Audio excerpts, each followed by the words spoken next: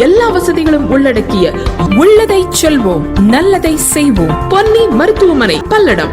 இடஒதுக்கீட்டு போராட்டத்தில் சமூக நீதி போராளி மருத்துவர் ஐயா அவர்கள் அறிவித்து இருந்த இடஒதுக்கீட்டு போராட்டத்தில் உயிர் நீத்த தியாகிகளின் நினைவை போற்றும் நாள் இது. வன்னியர் சங்க வரலாற்றில் மிகவும் போற்றப்பட வேண்டிய ஒரு நாள். அதனால எல்லாருமே இன்னைக்கு வன்னியர் சங்க கட்டிடத்தில் கூடியிருக்கின்றோம். இந்த நாளை போற்றும் விதமாக இடஒதுக்கீடு போராட்டத்தில் உயிர் நீத்த 21 தியாகிகளின் உருவப்படத்திற்கு மலர் அஞ்சலியும் மெழுகுவர்த்தி ஏற்றியும் எங்களுடைய வீர வணக்கத்தை தெரிவிக்கக்கூடிய நாளாக இந்த நாள் எம்பிசி என்ற ஒரு இடஒதுக்கீடு, அதாவது மிகவும் பிற்படுத்தப்பட்ட மக்களுக்கான ஒரு இடஒதுக்கீடு என்பது 1980கள்லாம் கிடையாது, படிக்கும் போதும் கிடையாது, வேலைக்கும் கிடையாது. ஆனால் இந்த இடஒதுக்கீடு போராட்டத்தை மருத்துவர் ஐயா அறிவித்து அதற்காக மிகப்பெரிய போராட்டங்களை நடத்தி, சாலை மறியல் போன்ற தொடர் போராட்டங்களை நடத்தி தான் இந்த இடஒதுக்கீடை அரும்பாடுபட்டு 20% பெற்றோம்.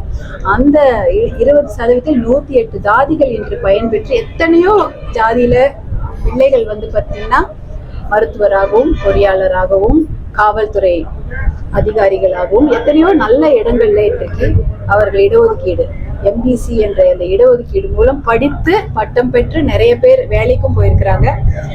அதற்கெல்லாம் அடித்தளமாக அமைந்தது இந்த செப்டம்பர் 17 இடஒதுக்கீடு போராட்டத்தில் உயிர் நீத்த இன்னுயிர்த்த தியாகம் தந்த இந்த தியாகிகள் தான். அதனாலதான் இன்னைக்கு எம்பிசின்றது சும்மா கடையில போனோடனே உங்களுக்கு யாரும் தூக்கி தானமா கொடுத்துடல, அதுக்கு அவ்வளவு பேர் உயிர் நீத்திருக்கிறாங்க. அவ்வளவு பெரிய போராட்டம் நடந்திருக்குது. யாரும் திடீர்னா சரி கொடுத்துடலாமே இவங்களுக்கு மனசு யாரும் கொடுக்கல. அதுக்கு அவ்வளவு பெரிய போராட்டமும் அவ்வளவு பெரிய தியாகமும் சேவைப்பட்டிருக்கு. அத்தனை பேர் ஜெயிலுக்கு போயிருக்கிறாங்க, எத்தனை பேர் செத்து இருக்கிறாங்க. இவ்வளவு பெரிய போராட்டம் வருடக்கணக்கான நடத்தப்பட்டு இன்னைக்கு நமக்கு கிடைச்சிருக்குது. அதனால எத்தனையோ பேர் பயன்பெற்று இருக்காங்க. அதனால நாங்க எல்லாமே அந்த இடஒதுக்கீடு போராட்டத்தில் உயிர்நீத்த தியாகிகளுக்கு நினைவஞ்சலியும் செலுத்துக்கிறோம். 5க்காக நாங்க எவ்வளவு தூரமும் பேசிக்கொண்டுதானே இருக்கிறோம். நம்ம என்ன நினைக்கிறோம், சரி நியாயமாக கிடைக்க வேண்டியதை போராடிதான் பெறணும் போல இருக்கு. இப்ப கூட நியாயமா கிடைக்கணும். சுப்ரீம் கோர்ட்டும் சொல்லிடுது, நீங்க தரவுகளை எடுக்கலாம், சாதிவாரி கணக்கெடுப்பு நடத்தலாம்னு சொல்லியும் யாருக்கும் மனசு வரல. கேட்டு பாக்குறோம். ஏன்னா சரி முதல்ல அப்படித்தானே கேட்க முடியும், கேட்டுட்டுதான் நம்ம செய்ய முடியும். அதனால அதற்கான ஒரு எத்தனையோ போராட்டங்களை ஐயா தொடர்ந்து நடத்தி இருக்கிறாங்க, எல்லாருமே நடத்தி இருக்கிறோம். எந்த போராட்டம்னாலும் தயாரா தான் இருப்போம். ஐயா சொல்லிட்டா எப்ப வேணாலும் தயார். எல்லாருக்குமே வாழ்த்துக்கள் தான். எப்பயுமே நல்லது யார் செய்தாலும் நமக்கு நல்லது தானே. அதனால அதுக்காக நாங்கள் என்றைக்குமே எல்லாருக்குமே நாங்கள் வாழ்த்து சொல்லி கொண்டு தானே இருக்கோம். இல்லை எந்த ஒரு இது வந்தாலுமே இப்ப மது ஒழிப்பு என்றால் மருத்துவர் ஐயா தொடர்ந்து அதை பற்றி தான் பேசிக்கொண்டு வருகின்றார்கள். ரொம்ப வருஷமாக மது ஒழிப்புக்காக போராட்டமோ ஆர்ப்பாட்டமோ அதற்காக பேசிக்கொண்டு வருவது மருத்துவர் ஐயா அவர்கள் தான். நான் கூட காலையில அப்புறம் அதை பத்தி என்ன நம்ம பேசணும் அப்படின்றதுதான். அதெல்லாம் அதை பத்தி பேச வேண்டியது கையில எடுத்திருக்காரு. அதை பத்தி எதுவும் பேச வேணும்னு சொல்லிட்டோமே, ஆபரேஷன் இருக்கு. சார்பா அடிப்படை வசதிகள் தான் கேட்டோம். அடிப்படை வசதிகள் கேட்டது எங்க தப்பா? அடிப்படை வசதிகள் செஞ்சு கொடுக்கல. கடைசியில மதுக்கடையை திறக்கிறாங்க, டாஸ்மாக் திறக்கிறதுக்கு அனுமதி வழங்கி இருக்கிறாங்க. அப்படின்னா இதுதான் நம்மளுடைய நிகழ்ச்சி. என்னன்னா ரோடு கேக்குறாங்க, பள்ளிக்கூடம் கேக்குறாங்க, ரேஷன் கடை கேக்குறாங்க, பஸ் ஸ்டாண்டு கேட்பாங்க, நிறைய குடிநீர் கேட்பாங்க. என்கிட்ட ஒரு எத்தனையோ லெட்டர் இருக்குது. ஒரு பசங்க பள்ளிக்கூடத்துல எங்களுக்கு கழிப்பறை இல்லை, ஒரே கழிப்பறை 160 மாணவர்கள் படிக்கிறோம்னு சொல்லி கேட்டிருக்கிறாங்க. அப்புறம் ஒரே கழிப்பறை தான் இருக்குது, தலைமை ஆசிரியருக்கே அறை இல்லை அப்படின்ற விஷயங்கள்லாம் சொல்றாங்க. அடிப்படை கட்டமைப்பு வசதிகளை மேம்படுத்துவதை விட்டுவிட்டு பொதுமக்களுக்கு தேவையே இல்லாத இந்த மதுக்கடைகளை திறப்பதற்கு என்ன அவசியம் இருந்தது? இன்னைக்கு மதுக்கடைகளுக்கு 5 சந்து கடை திறந்துட்டாங்க, அது வேற. அதோட மதுக்கடைகளுக்கு அதிகமாக ஒரு மதுக்கடைக்கு ஈக்குவலா 5 சந்து கடை இருக்குது. இப்ப எல்லாமே நடத்துறது யாரு? எல்லாருக்குமே தெரியும். அப்படி இருந்தா அததான் முதல்ல திறப்பேங்கிறாங்க. எது தேவையில்லையோ அதை திறக்கிறாங்க, எது தேவையோ அதை கொடுக்க மறுக்கிறார்கள். அதை தான் நாங்க முதல்ல இருந்து சொல்லி கொண்டு வருகின்றோம்.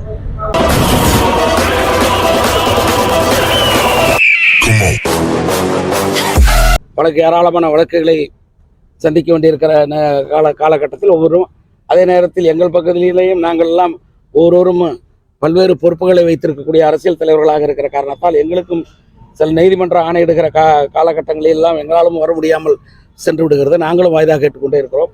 அதனால தானே தவிர இது வேறு ஒன்றும் இது அரசின் தலையீடாலவோ அல்ல மற்ற தலையீட்டாலவோ எங்களை வழக்கை நீட்டடிக்க வேண்டும் என்று நீதிமன்றம் கருதுவதாக நாங்கள் கருதவில்லை. திருமாவளவன் நடத்துகிற இந்த மாநாடு வரவேற்கத்தக்க மாநாடு. பாரதிய ஜனதா கட்சி மது ஒழிப்பு மாநாட்டை நடத்துகிற, திருமாவளவன் நடத்துகிற அந்த மாநாட்டை வரவேற்கிறது. ஆனால் அதே நேரத்தில் அவர்கள் திமுகவை அழைத்தார்களா அல்லது அழைக்காமலே திமுக செல்கிறார்களா என்று தெரியவில்லை. ஆனால் வந்திருக்கிற செய்தி திமுக அதிலே கலந்து கொள்ளும் என்ற செய்தி வந்திருக்கிறது. அப்படி அந்த செய்தி உண்மையாக இருக்குமேனால் ஒரு பெரிய கொப்பரை பாலிலே ஒரு கிலோ மனித மலத்தை கொட்டுவதாக அமைந்துவிடும். காரணம், அந்த மாநாட்டிலே கலந்து கொள்வதற்கு எந்த விதமான அருகதையும் யோக்கியதையும் தமிழக அரசை நடத்துகிற திராவிட முன்னேற்ற கழகத்திற்கு இல்லை. காரணம், இவர்கள் தான் இத்தனை ஆயிரம் டாஸ்மாக் கடைகளை திறந்து வைத்து, அது மட்டும் இல்லாமல் கள்ளச்சாராயம், அது போதாது என்ற கட்சி நிர்வாகிகளை வைத்து விசசாராயம் வைத்து வித்துக் கொண்டிருக்கிறார்கள். இதுவெல்லாம் தெள்ள தெளிவாக வெளிவந்திருக்கிற உண்மைகள். ஆக இவர்கள் மது ஒழிப்பை பற்றி பேசுவதற்கு அருகதையற்றவர்கள். இவர்களை அழைத்து திருமாவளவன் நடத்துவது, திருமாவளவனை ஒன்று அவர் அழைக்காமல் இவர் போனால் திருமாவளவனை அவமானப்படுத்த போகிறார்கள். அவர் அழைத்திருந்தால் திருமாவளவன் ஏமாற்றப்படுகிறார். ஆக இதுதான் கருத்தாக அமைய முடியுமே தவிர, ஆக திருமாவளவன் தன்னுடைய உணர்வை, தன்னுடைய உண்மையை, தனக்கு இருக்கிற மரியாதையை காப்பாற்றிக் கொள்ள வேண்டும் என்றால் அது திமுகவை அவர் அழைத்திருக்க கூடாது, அல்லது அழைக்காமல் வந்திருந்தாலும் அவர்களை வரவேற்கக்கூடாது. சுதந்திர தின வரலாற்றை மாற்றி எழுத பார்க்கிறது. அப்படி மாற்றி எழுதினால் திமுக வீரியத்தோடு போராடும் என்று துரைமுருகன் சொல்லியிருக்கிறார். பரவாயில்லை, துரைமுருகனுக்கு இப்பொழுதாவது வீரியம் வந்திருக்கிறதே. இதுவரை வீரியம் இல்லாமல் தான் இந்த கட்சியிலே பொதுச் செயலாளராக பயணிட்டிருக்கிறார் என்று கருதுகிறேன். என்னுடைய மரியாதைக்குரிய அண்ணன், இன்னும் சொல்ல போனால் பல்வேறு வழிகளிலே எனக்கு மிக நெருங்கிய நட்பும் வழிகாட்டுதலுக்குரிய நண்பராக நீண்ட காலம் என்னுடைய அண்ணனாக இருந்திருக்கிறார்.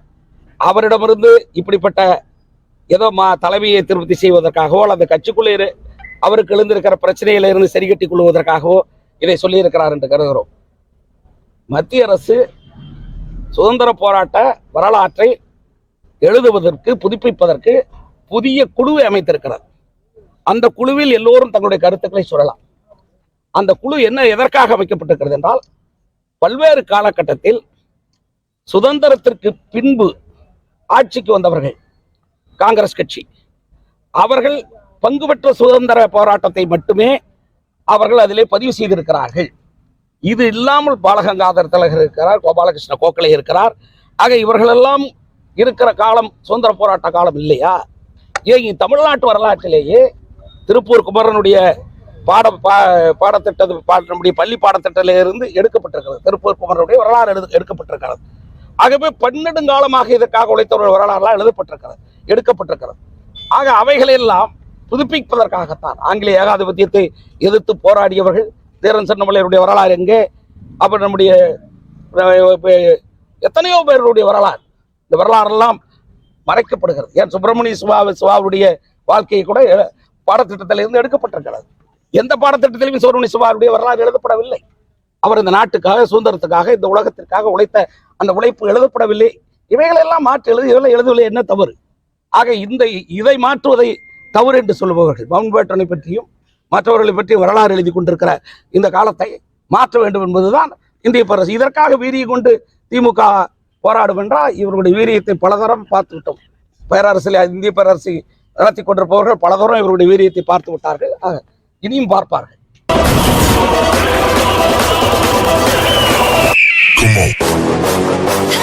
இருந்தார் என்று சொன்னால் அது முதல் தென்னிந்தியாவின் தமிழ் முதல் கதாநாயகன் என்று சொன்னால் அது எம்.கே. தியாகராஜ பாகவதர் வாய்ப்பு. அவர் வாயிலே சொல்றேன், தலைவர் இந்த வாய்ப்பு எனக்கு அடுத்து அம்மா உங்களுக்கு பக்கத்து தொகுதி உங்களுக்கு கொடுத்துட்டாங்க.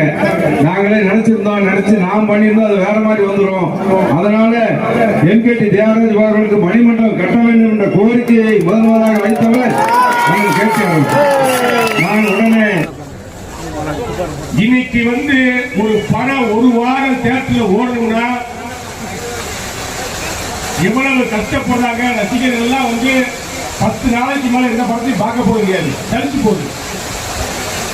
ஆனா நம்முடைய சமுதாயத்தில் பிறந்த, கும்பகோணத்தில் பிறந்து திருச்சியில வளர்ந்து சென்னை கோடம்பாக்கத்தில் மிரட்டுகின்ற அளவுக்கு தென்னிந்தியாவுடைய சூப்பர் ஸ்டாராக விளங்கிய எம்.கே. தியாகராஜ அவர்கள் நடித்த ஹரிதாஸ் திரைப்படம் 3 தீபாவளிகளை கொண்டாடி வரலாற்று சாதனை படைத்தது. அந்த சாதனையை எந்த நடிகரும் இன்று வரை முறியடிக்கவில்லை. புரட்சி தலைவர் எம்ஜிஆரே ஒரு நேரத்திலே பதிவிட்டிருந்தார், நான் பார்த்து வியந்த நடிகர் எல்கேடி அவர்கள் என்று சொல்லி. அந்த அளவுக்கு பெருமிக்க தலைவராக நடிகராக வாழ்ந்து மறைந்தவர் நம்முடைய எல்கேடி அவர்கள். புரட்சி தலைவர் அம்மாவுடைய காலத்தில், புரட்சி தலைவர் எம்ஜிஆருடைய காலத்திலே அங்கமுத்து ஆச்சாரி என்பவர்கள் எம்எல்ஏ ஆக்கப்பட்டார், வாரிய தலைவர் ஆக்கப்பட்டார். புரட்சி தலைவர் காலத்திலே அதிமுக கொடி அமைத்ததிலும் அவருக்கு பங்கு உண்டு. அம்மாவுடைய ஆட்சி காலத்திலே நான் சட்டமன்ற உறுப்பினராக மாவட்ட அதிமுக மாவட்ட கழக செயலராக ஒருங்கிணைந்த மாவட்ட கழக செயலர் அன்றைக்கு நியமிக்கப்பட்டது 2011 அமைச்சராக நியமிக்கப்பட்டு 10 ஆண்டுகள் அமைச்சராக பணிபுரிவதற்கு புரட்சி அம்மா ஓட்ட விலைதான் காரணம். விஸ்வரூப சமுதாய மக்கள் மீது, அதிமுகவின் மீது விஸ்வரூப மக்கள் அதிமுகவுடைய தலைவியாக இருக்கிற புரட்சி அம்மா அவர்கள் விஸ்வரூப சமுதாயத்தை எப்படி நேசித்தார்கள், எப்படி உறவு வைத்திருந்தார்கள், நம்மளை வளர்த்து விடுவதிலே முன்னணியாக இருந்தார் என்பது அவரை நன்கு அறிந்த தலைவர்களுக்கு தெரியும். இப்போது போல் எப்போதும் அதிமுகவுக்கு நீங்கள் ஆதரவு கொடுக்க வேண்டும். அதிமுக என்பது உழைக்கின்ற மக்களுக்காக துவக்கப்பட்ட இயக்கம், பாட்டாளி மக்களுக்காக துவக்கப்பட்ட இயக்கம்.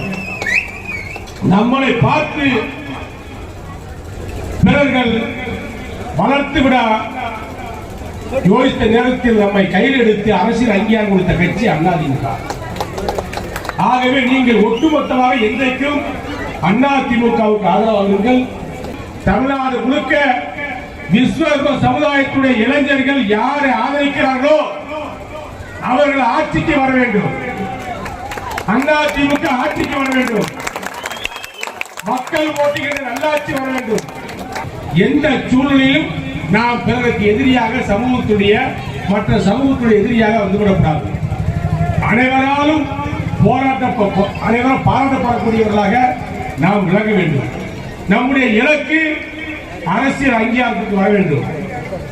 இந்த நாட்டினுடைய பிரதமர் மோடி அவர்கள் அங்கே விஸ்வகர்மா என்று மிகப்பெரிய பாலத்தை துவக்கி வைத்திருக்கிறார்.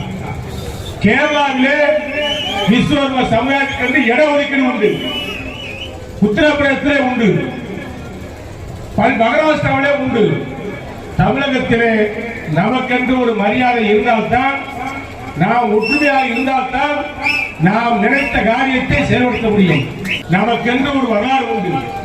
நியாயத்துக்காக, நேர்மைக்காக போர்க்களத்திலே சண்டையிடக்கூடியவர்களுக்கு கத்திகளும் வேல்களும் மால்களும் அடித்து கொடுக்கின்றவர்களாம்.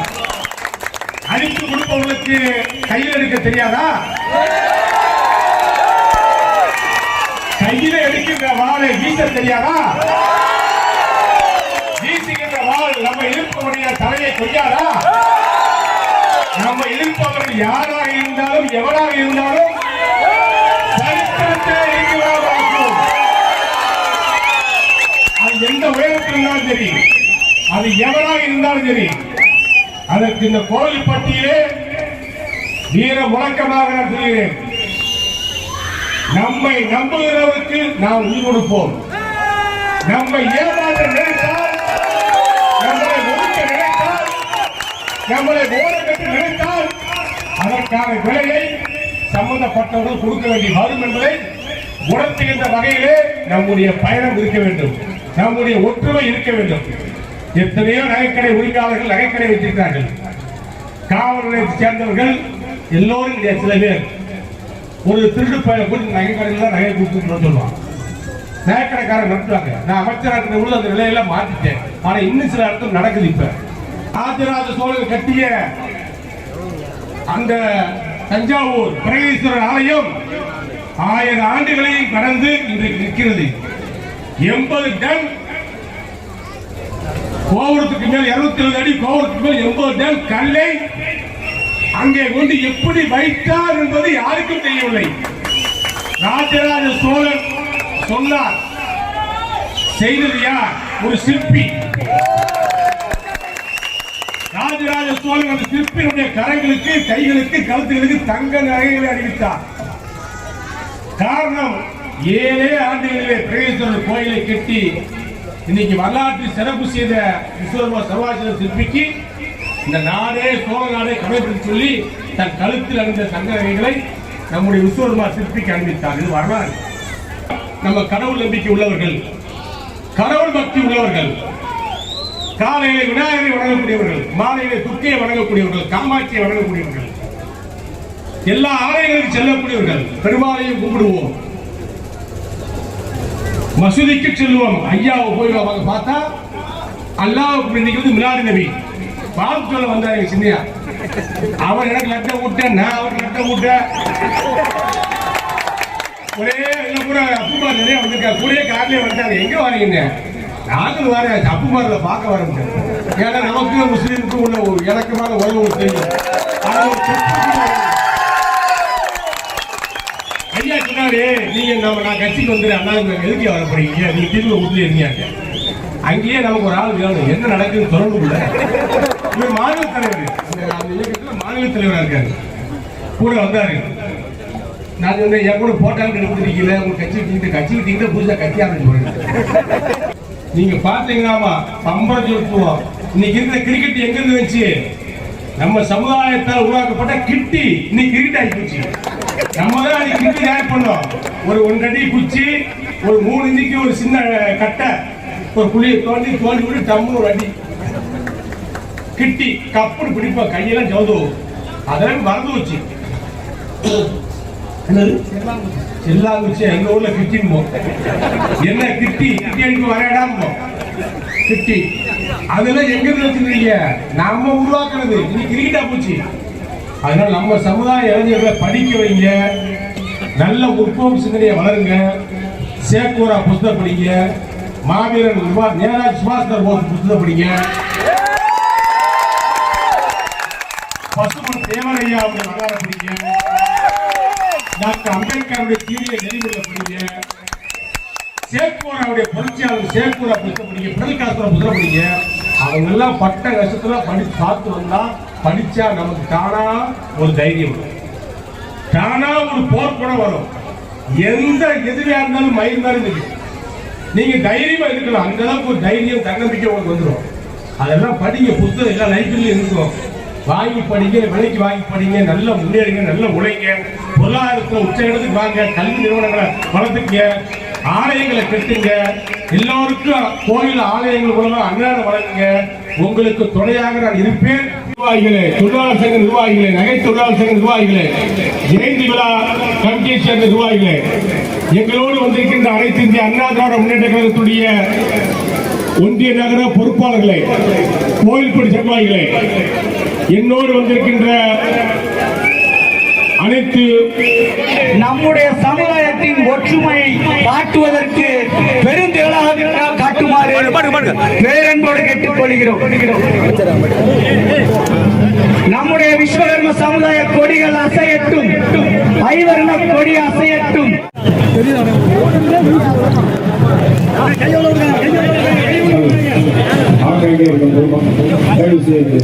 வழிவிட்டு கொஞ்சம் ஒதுக்கி அன்புடன் கைகொள்கிறோம். இவர் யார் மக்கள் மக்கள் அனைவரும் வழிவிட்டு கைகள் செய்து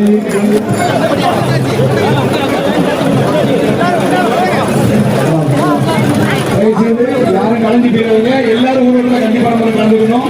பால்கொண்டு இருக்கிறவங்க அனைவரும் கண்டிப்பான முறை தொடங்க இருக்கிறது. ஊர்வலத்தை தொடங்கி வைப்பதற்காக நம்முடைய அமைச்சர் கே.டி. ராஜேந்திர பாலாஜி அவர்களும், முன்னாள் அமைச்சர் கே.டி. ராஜேந்திர பாலாஜி அவர்களும், நம்முடைய சட்டமன்ற உறுப்பினர் கடம்பூர் ராஜா அவர்களும் வருகை தந்து இந்த விழாவை சிறப்பித்தார்கள். இந்த வேளையில்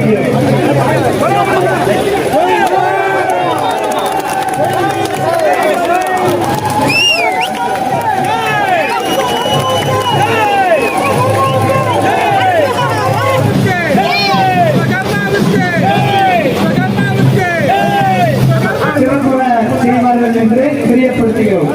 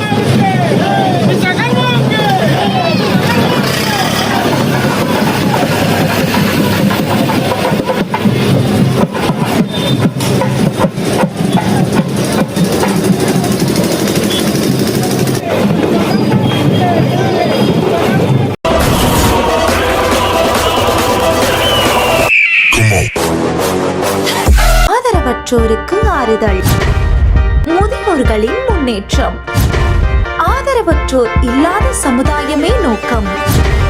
பல்வேறு சுப நிகழ்ச்சிகளுக்கு ஆதரவற்றோருக்கு அன்னம் வழங்க வேண்டும் என்றால் கொஞ்சம் இங்கேயும் கருணை காட்டுங்கள். கோவை மாவட்டம் சுல்தான்பேட்டை பகுதியில் செயல்பட்டு வரும் பிரபஞ்ச அமைதி அறக்கட்டளை. தொடர்பு எண் 9087231110.